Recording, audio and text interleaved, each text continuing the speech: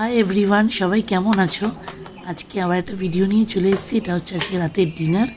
আজকে মেয়েটাকে ভাবছি একটু নতুনত্ব করে দিই। একটু জ্বর হয়েছিল, শরীরটা খারাপ, কিছু খেতে চাইছে না, তাই ভাবছি কিছু করে দিই, কিন্তু আবার হেলথটাও মাথায় রাখতে হবে।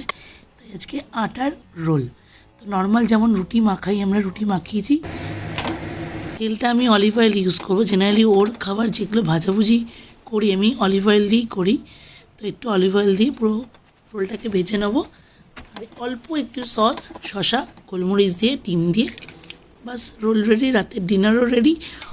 শুধু মেয়েটা একটু খেয়ে নিলেই ব্যাস হয়ে গেল। কিছুই খেতে চাইছে না, তো এটা যদি খায় তার একটু মনটা ভালো লাগে। মা তো ভাবি কী করে দিলেও একটু ভালো করে খাবে, খেতে চায় না না কিছু।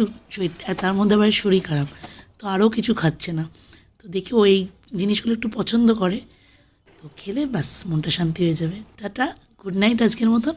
আবার দেখা হবে অন্য একটা ভিডিও।